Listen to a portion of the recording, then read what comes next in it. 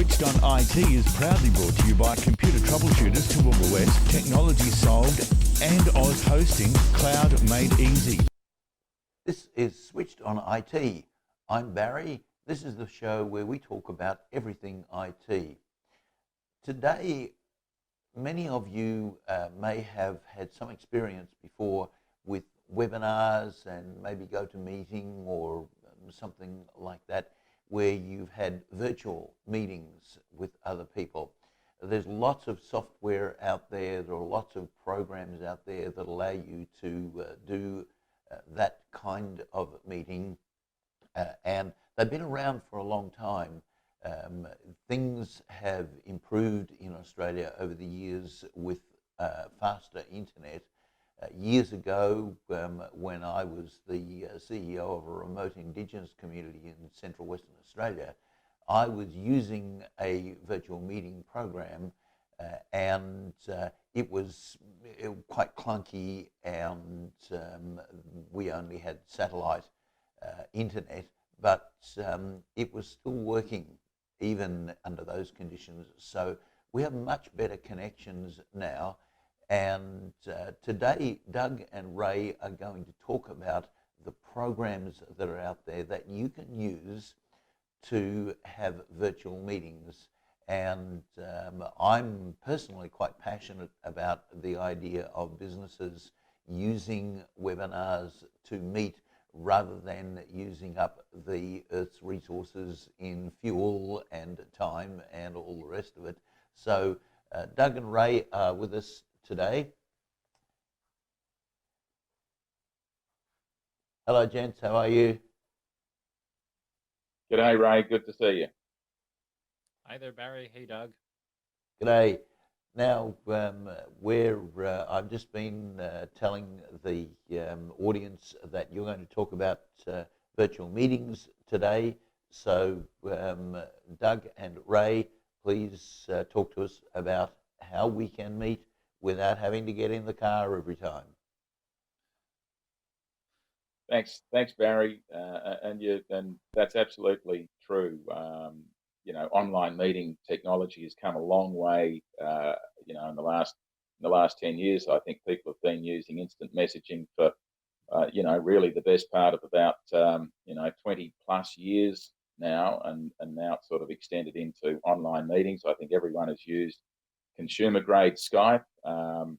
But for businesses today, it really offers a fantastic efficiency tool or a productivity tool to improve the quality of collaboration, as you say, without jumping into planes or cars or going into the city to attend meetings. If you can do it all from your desk, and more importantly, share information back and forth at the same time, it offers incredible efficiency gains, particularly in the small business environment.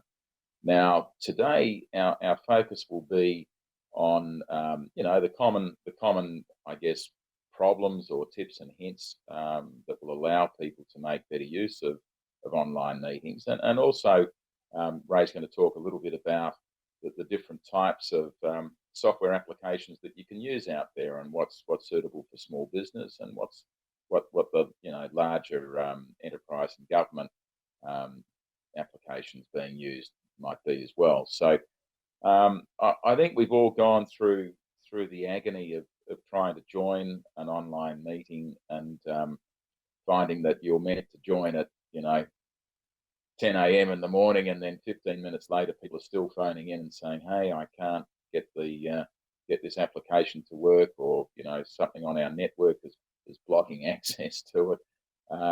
So there's some tips and hints right from the very get-go. So Ray, I'd like to hand it over to you now and say, okay, firstly, what is the best practice tips that you can offer to avoid that agony of delaying the start of a meeting because people are still trying to get on board and fire up the application? Yeah, so thanks, Doug. And what I would say to everyone in terms of getting started with a meeting, one is give enough time for people to be able to log in before the meeting and get prepared. So I think it's just a part of working toward a meeting culture and a corporate culture within, whether it's a small business or larger, is to say to everybody, the responsibility is for you to join 5 to 10 minutes early to make sure that your equipment's in working order and you're connecting properly. And of course, before that, even making sure that you have the requisite equipment to be able to do that. And so there's just some basics of meeting virtually that requires you to have, say, a set of headphones and a good microphone.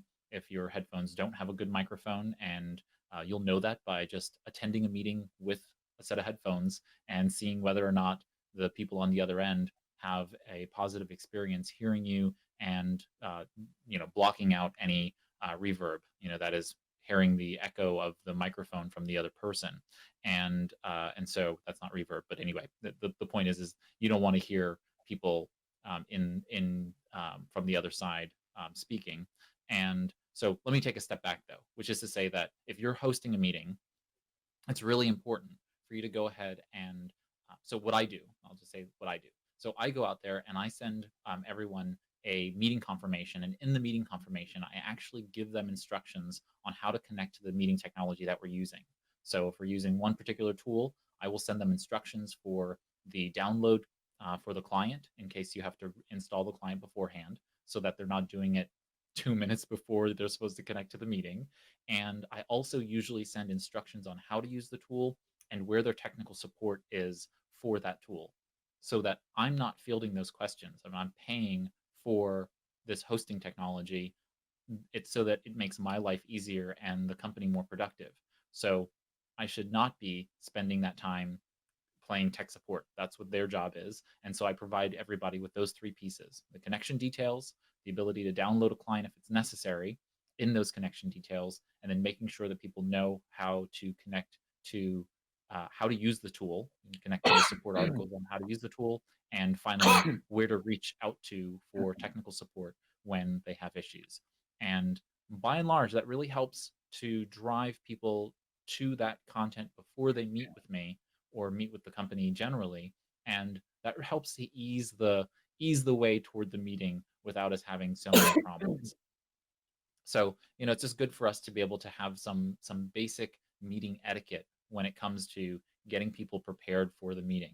And of course, all good meetings should have an agenda. You should share that agenda beforehand, and making sure that people know why they're attending the meeting in the first place. The worst thing you can have is a meeting with a group of people who don't need to be in the meeting.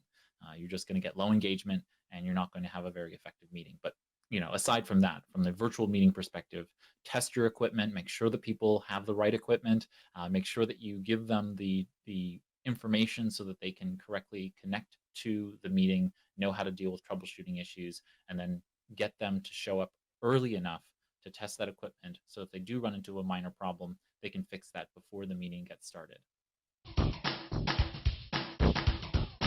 Is your computer driving you crazy? Is it slow or doing things you didn't expect? Well, having a computer crash or pick up a virus can be a complete nightmare for a business, so having someone local you can trust to get you up and running again is critical. The dedicated team of experts at Computer Troubleshooters Toowoomba West will put your mind at ease from the moment you walk through the door, and will get your problem solved in no time, with a 100% guarantee on their work. Laptops, tablets, PCs, whatever you have, Roger and the team can fix it for you. So visit them today at 236 Bridge Street, Newtown. Can't get in to see them? No worries. Just call them on 4642 1331 and they'll come to you. Toowoomba Troubleshooters Toowoomba West, on the web at www.computertroubleshooters.com.au/Toowoomba West. Hutchies lives here. We're locals, just like you. To us, construction is really about people, not just bricks and concrete. It's people who bring our structures to life and build communities. We stick by the people who make communities.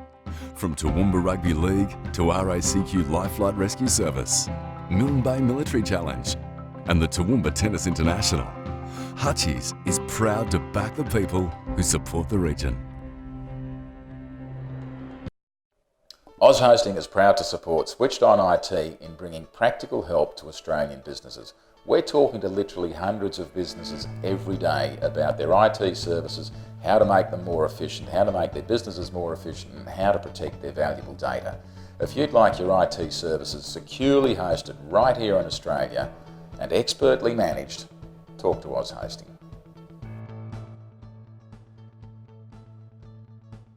Power TV Australia and Power FM will be broadcasting at Queen's Park in a live simulcast from the Toowoomba Christmas Wonderland on December 20 from 7 p.m. We'll be chatting to a few of the people that make it happen and find out how it all comes together.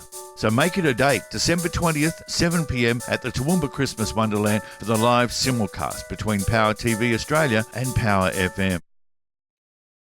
Yes, Ray, and I think, well, I certainly know with Skype for Business, which is a product that I'm more familiar with. You can, when you send out an invitation, the link that people will click on to join the meeting, they can click on that link days before and just join the meeting, and it'll come up with a message saying nobody's in the room. But you can actually do a trial run of using that software application. Try and join the meeting. Try and test your audio equipment. You can do that. It'll ask you if you can,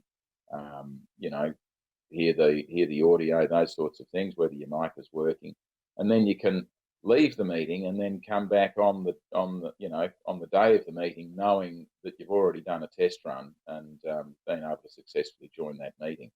So I'd also suggest in the meeting invitation that you say to people, do a test run of even joining this meeting if the software application you're using to have the online conference is going to allow that.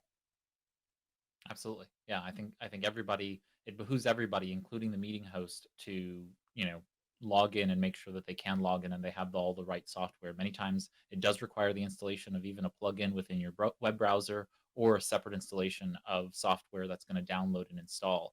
And it's usually a pretty quick installation, but it just needs to be done.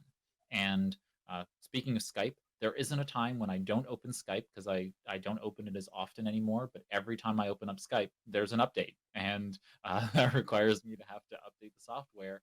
And so I know that a day before the meeting, I'm going to log into Skype, make sure that I've got all the updates. And that way, when I don't log in for the actual meeting, I don't get that download that starts to happen and potentially weigh down the system, cause lags or any of those kinds of things. Or a dreaded problem is that you're in the meeting and it prompts you, hey, would you like to install the update now?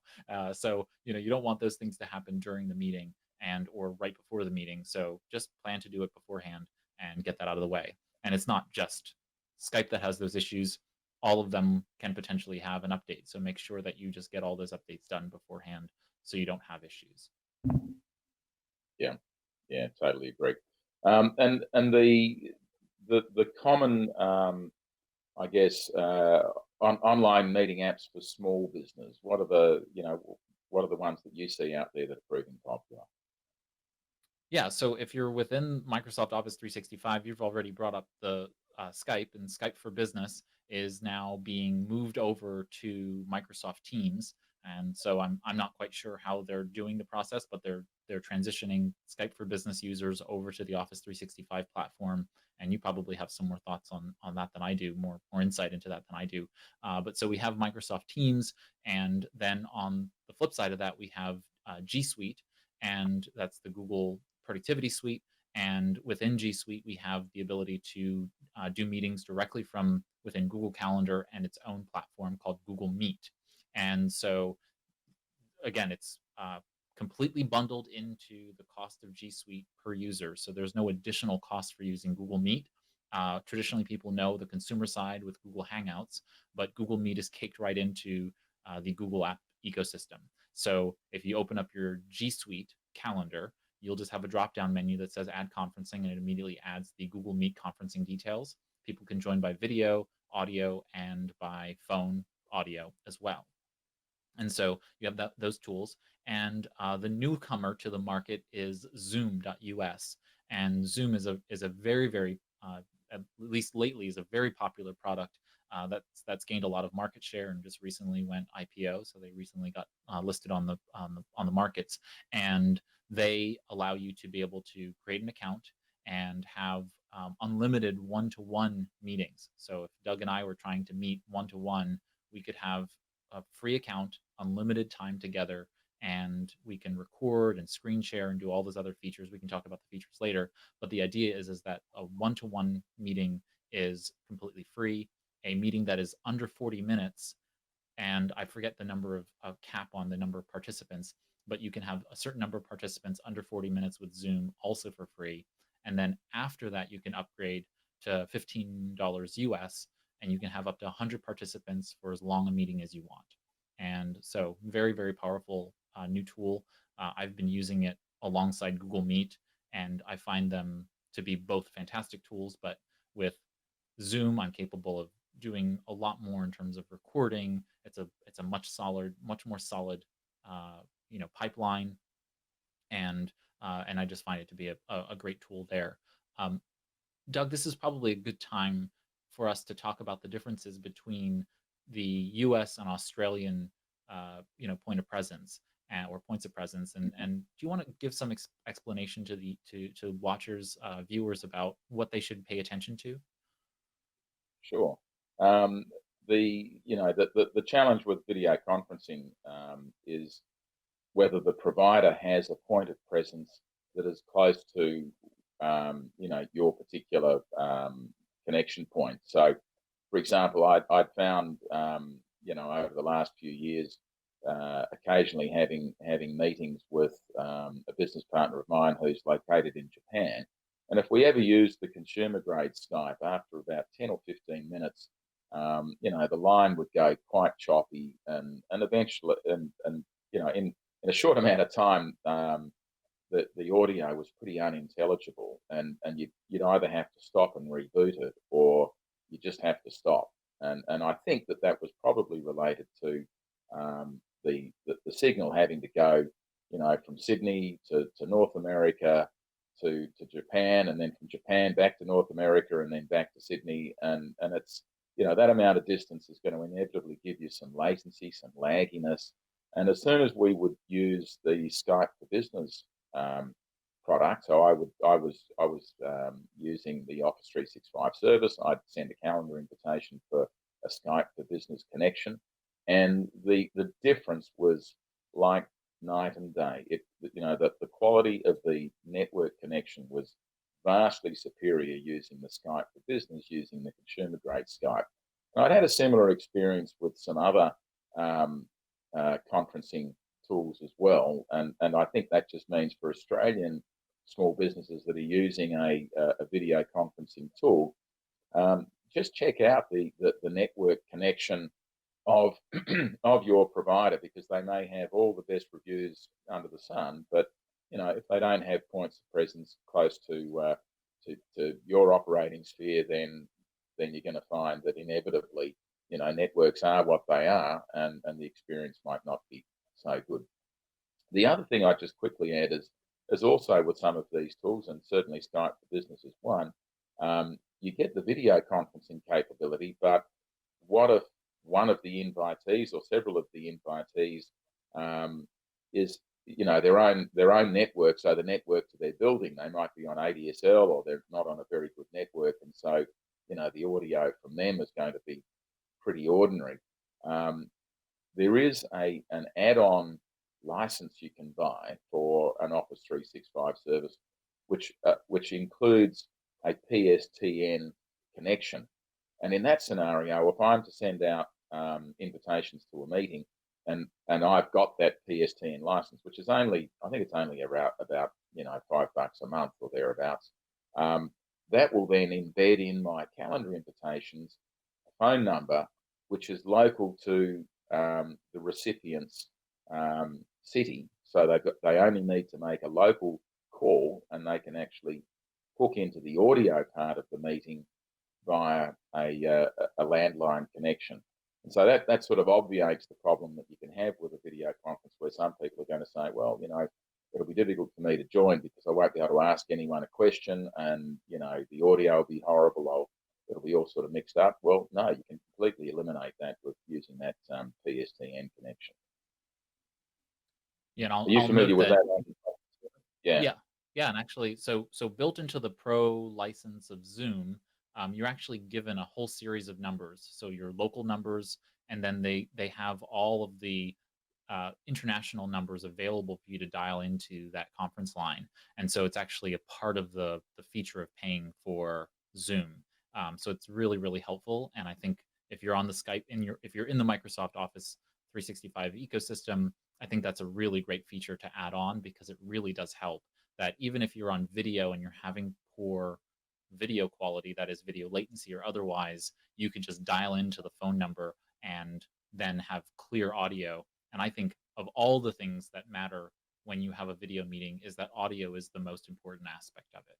And I try to approach this from a video always on approach, which is to say to people, I know that sometimes video technology can be wonky, but the goal is for us to have as close to an in-person face-to-face meeting as possible. Otherwise, we just all get on a conference call line, and the reality is that conference calls are and lack a real-time face-to-face level of communication. I can see when people are in an advisory session with me and they're befuddled. If they're surprised by something that I said, I can interpret what they're doing through their body language, which is much more helpful to me than if we're on the phone. And I know if I have someone's attention, right? If they're making eye contact, quote unquote, eye contact with me through the camera, that is that they're paying attention to at least the screen, then I know more about what's happening with them than not. And so audio, I think, by phone can be augmented with the video still on. And so I always recommend to people, keep your video on, and if you need to dial in, just so that you can have the clear audio communications. And I've seen lots of meetings where people have dialed in and had great success with being on video and putting their phone on speakerphone in the conference room as well. So just be mindful of, if you have your phone on and you're also getting audio out of your speaker, that you're going to get that picked up inside of the microphone speaker, and that could cause all kinds of problems. So just make sure that you use only one audio function when you're dialed in. And yeah, and so for going back to your point about points of presence, in the United States, I get really great service with Google Meet and with Zoom, and you might not get that in Australia because of the location of the servers for those services. So just be mindful to, as Doug said, test it out. Just see where you're using your tool, see whether it works and gives you a solid connection. And a lot of the tools will actually give you a little meter where it will tell you your internet connection and how strong your internet connection is. That's not the pipeline between you and, that is, your ISP, your internet service provider, and the server for the service. And so beware that there are those two pieces. So if you have poor internet connection showing on your computer, that just means you're not connected effectively, either probably through Wi-Fi, but potentially through hardline, to your internet connection. But then there's this point that's between your ISP and the cloud meeting or the virtual meeting software provider, service provider. So if you have a good internet connection, but you still are having a poor experience with the virtual meeting, then it may be the service provider's location to you, not just your internet connection. And I think that sometimes people misinterpret or misunderstand that there's multiple parties involved, right? There's multiple locations that are connecting the data stream, and all of those need to be well suited for you to have a good meeting. Is your computer driving you crazy? Is it slow or doing things you didn't expect? Well, having a computer crash or pick up a virus can be a complete nightmare for a business, so having someone local you can trust to get you up and running again is critical. The dedicated team of experts at Computer Troubleshooters Toowoomba West will put your mind at ease from the moment you walk through the door, and will get your problem solved in no time, with a 100% guarantee on their work. Laptops, tablets, PCs, whatever you have, Roger and the team can fix it for you. So visit them today at 236 Bridge Street, Newtown. Can't get in to see them? No worries. Just call them on 46 42 1331 and they'll come to you. Toowoomba Troubleshooters, Toowoomba West, on the web at www.computertroubleshooters.com.au/Toowoomba West. Hutchies lives here. We're locals, just like you. To us, construction is really about people, not just bricks and concrete.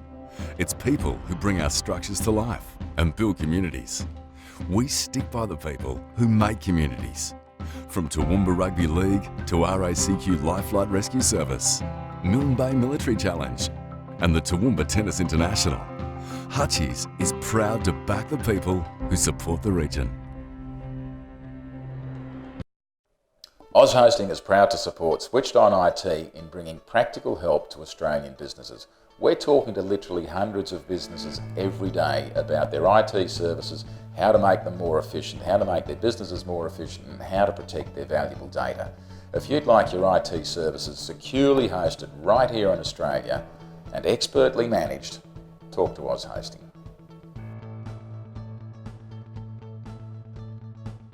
Power TV Australia and Power FM will be broadcasting at Queen's Park in a live simulcast from the Toowoomba Christmas Wonderland on December 20 from 7 p.m. We'll be chatting to a few of the people that make it happen and find out how it all comes together. So make it a date, December 20th, 7 p.m. at the Toowoomba Christmas Wonderland for the live simulcast between Power TV Australia and Power FM. Yeah, absolutely. No, good point. And so, Ray, we've covered the different technologies that people can use, the sort of the technology limitations, in terms of where the service providers might be physically located and where their points of presence are and how close they are to the actual consumer of the service. What about the actual structure or the agenda of a good video conference? You do lots of them. How do you make sure that you've got something which is engaging your audience and sort of structured correctly, and how do you make sure that there's, I guess, a level of participation by audience members? Yeah, a lot of this has to do with the way in which we're accustomed to experiencing video and being on video ourselves. So people sometimes are a little bit shy because they're on camera, and even to a greater extent, a lot of my meetings are actually recorded because I'm recording them so that my clients can listen back to them later. And it's not really for their audio, but for mine. But in order for it to make sense, they have to be recorded so that they know why I'm making those kinds of responses or answers. And so people can sometimes be very reticent about that. So just be aware that something like recording can be very intimidating. And so I try to calm people down as much as possible and distract them from the fact that we're going to record a meeting if we are. So just keep that in mind. I find it to be intensely helpful. So I was actually saying before we started recording that I'm currently running a mastermind group, and that mastermind group does get the video and audio recorded, and then we share that video into our community group, our digital little community that we have for the business mastermind, so that people who are not in attendance or those who attended and want to recap what happened during their spotlight sessions can do so. And it's incredibly beneficial to everybody. People are sometimes reticent up front about it, but in reality, it really does help for people to be able to go back and say, wait, what is it that Ray said about X and Y and that really great idea that I had while people were giving me feedback? What was it that I said that sparked this really great idea? And now they can go back and watch that. So that's one option. The second option or concurrent option is to have a scribe.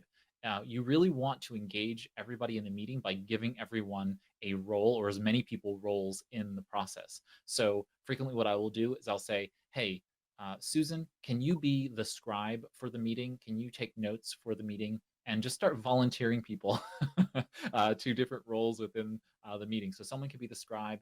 Another person, I usually ask them to man the Q&A, or I'm not the Q&A, but the chat function. So I'll just say, hey, Bill, when somebody mentioned something really poignant in the chat, can you highlight that for me? Just shout it out into the, not shout it, but say it into the meeting so that people kind of are aware, because many times people keep themselves muted throughout a meeting. But to increase engagement, you really want to make sure that people's comments that are happening in the the open chat is still being brought into the audio.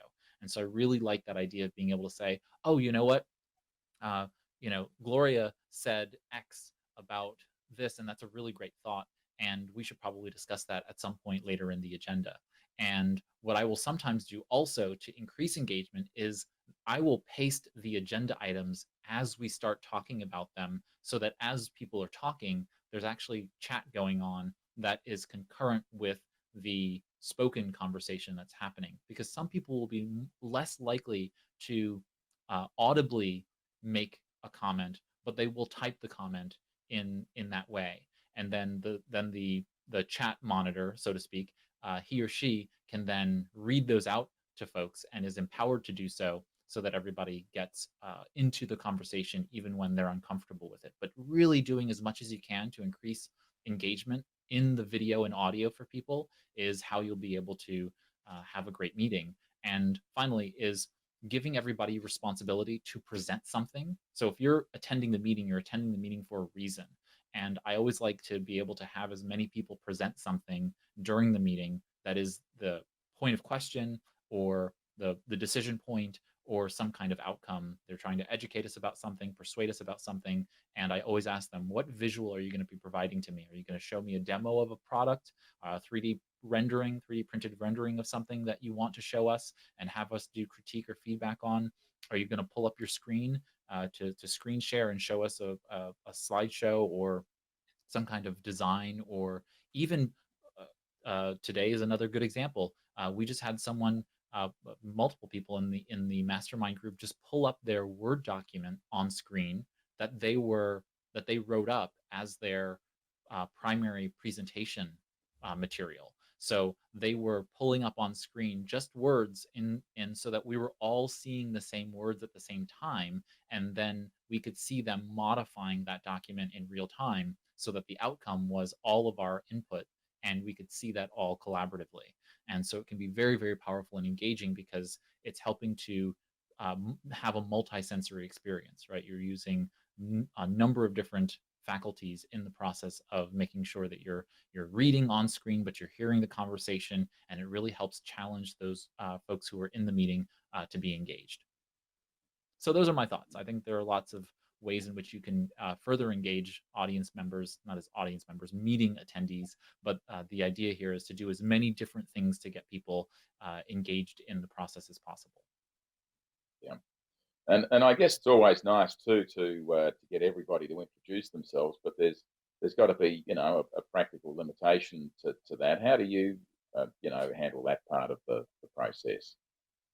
Yeah, so if we have over 20 people in a room, I have everyone introduce themselves in chat as opposed to in video, because if you give somebody the floor and then you have 25 or 30 people, if everyone just spends 60 seconds introducing themselves, you now have 30 minutes of the meeting that was just taken up in introductions. And Yeah. as you well know, people will talk for longer than 60 seconds many times, and then all of a sudden what should be 30 minutes then becomes 45 minutes, and that's just in everybody saying their name, their business name, what they do, that kind of thing. So I try to keep those Yeah. things very, very brief, and people can share that in the chat. And I always say the chat is something that we can save and share with everybody, and so that way nobody feels like they're going to lose who they spoke to, because we can grab that chat thread and share that with the group. And I like to do as much as possible to let people know that there's an archive of what's going on. And there's two parts to that. One is by archiving the meeting in some way, shape, or form, it keeps honest people honest. People aren't going to say radical things, that is negative radical things. I don't mind if you have a crazy idea if we're brainstorming, but you don't want people saying things that might be rude or interruptive to the group. And by knowing that it's being archived in some way, shape, or form, it helps to dampen those kinds of erratic behaviors.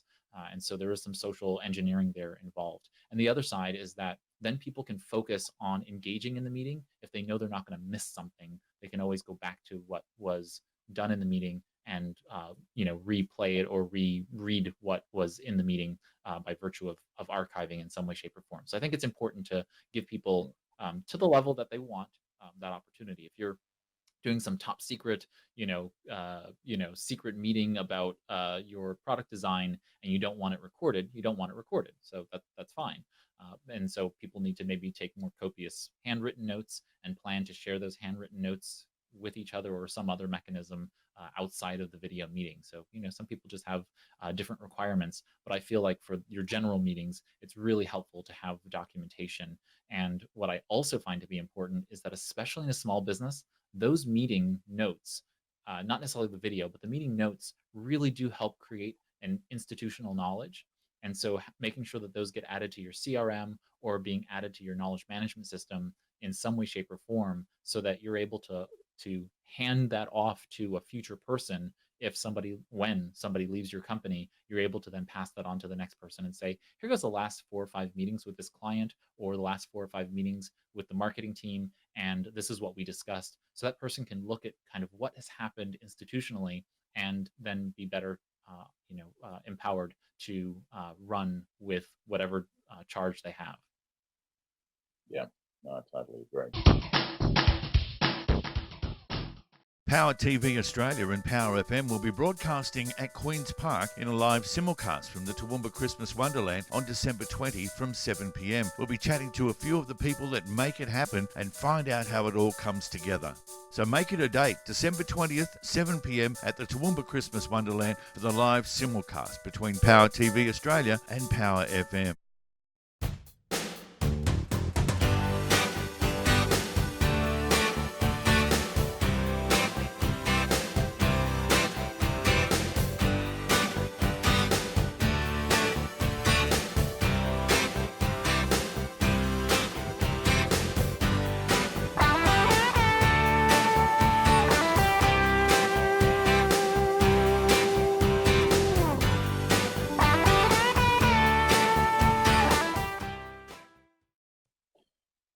Yeah, look, I think that's pretty good, and I think we've covered a lot of bases there. I guess the theme that I have from you, Ray, is we really should try and make the video conference, the online meeting, as similar to a real life meeting as we possibly can. So, we're going to have introductions. Yes, we might use the chat line for those introductions.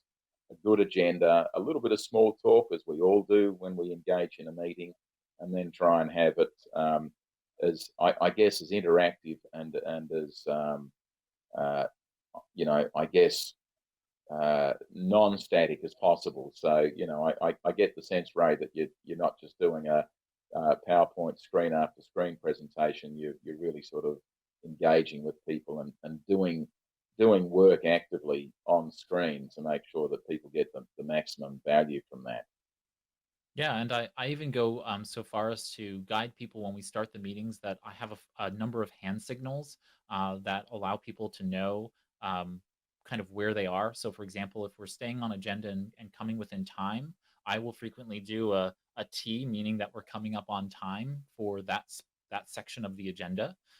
And if an individual is running kind of long in their explanation of something, I will just put my hand up like this, and this gives them, there you go, put my hand up like this, and just for me, just like to let people know I'm not trying to be rude, but I'm just trying to tell you to, you need to wrap up your comment, because if you go for 5 or 6 minutes trying to explain to somebody the same thought, then you need to speed that up. And for example, I'm very used to, in a public speaking environment, I repeat myself 3 times. It's very, very rare for me to be in a public speaking environment where I don't repeat myself multiple times, because people need to hear it in different ways in order to really absorb material as you're presenting material. But in a meeting, that can be somewhat, draining. It can be it can be boring. And so I have to be very conscious of when I'm in presentation mode and when I'm in virtual meeting mode, which doesn't require me to keep repeating myself and kind of rephrasing things, so that if someone didn't get it the first time one way, they will get it another way. See how I just did that? I just repeated myself in multiple different ways. So the goal is that in a virtual meeting, just me putting my hand up and just letting people know this is kind of, you've made your point. I got your point. So the rest of the room most likely got your point also. And it's just a subtle way for people to understand that they should wrap up their comments and be done with it. And I find that really helpful so that people don't feel like rudely interrupted, like stopping and saying, "Oh, Doug, please stop talking." Like it's a little easier to just show a hand gesture and for them to then know that they should wrap up their comments and move on. So you can come up with your own internal company hand gestures so that people can know what that means and how you get around meetings in a more effective way and to keep that engagement high, because as soon as someone gets bored, they're going to check out mentally if not physically, and then you've lost a participant in the meeting that could really be providing value to the organization. Terrific. Okay. Well, look, I've got my own signal for you, Ray. So there you go. That was a great summary. I've got one for myself, which is Barry. I should make it time up on Doug, and over to you, Barry. Okay, that's great. Thank you. Just a couple of things as I was, excuse me, as I was listening to you, a couple of things popped into my mind. Ray, when you were talking about alerting people to the getting into the meeting and testing things, one of the things that I do with people in meetings is, and on air as well, is to alert them to the fact that they are on camera. I had an interesting situation the other day where I had a guy on camera in a meeting, and he forgot that he was on camera. It was quite cold, and he stood up and adjusted his coat. Unfortunately, it looked like he was adjusting something other than his coat. So, you do need to alert people to the fact that that they are on camera, and they need to remember that they're on camera. So don't pick your nose, and don't do anything in a virtual meeting that you wouldn't do in a real meeting. Now, I think it's really important for people to use the technology well so that you're always on screen at least. And so many software will allow you to minimize the software, but still leave a small window that hovers over the screen so that you consistently see the feedback that you're on camera. And I think that's usually the best way to go about it, especially if you're taking meeting notes while you're in the meeting. It's nice to be able to see the other people or yourself, and that way it reminds you, hey, I'm on camera, and yeah, I might be doing other things on my screen, but you're still getting feedback that you're there and you're on camera. yeah. Now, one of the things, and Ray, you might want to jump in here.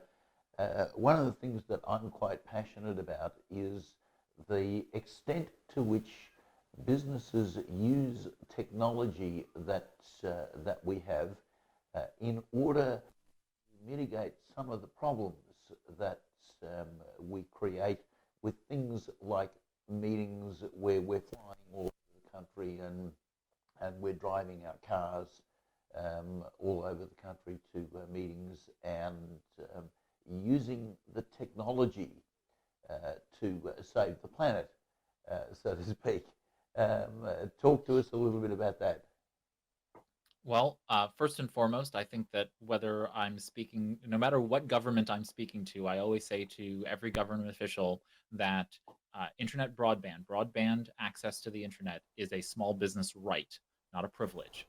And so that's the first fundamental underpinning of being able to move toward what you're talking about, Barry, which is the ability for small business owners to be able to access mobile and land-based broadband access, so that they're able to have remote meetings without having to expend additional cost and energy to get to those meetings when the meeting is not necessary to be done in person. So that's number one. Every government official, if you're watching this, the best thing you can do legislatively is to fundamentally work on legislation that makes access for small businesses to broadband internet a right. And then next is the reality that you're absolutely right, Barry. If people are not embracing technologies, you are doing a disservice to your business and doing a disservice to the employees of that business who, in just a few years from now, are going to be coming into the workforce, and your culture is going to be out of date because those individuals who are growing up, coming through the college systems and coming into the workforce are going to be very used to meeting face to face via video, and then all of a sudden they're going to step back in time to your organization, and it's not going to make you appealing to want to work for. So just make sure that you're paying attention to all those things. And then last but not least is it's good for business.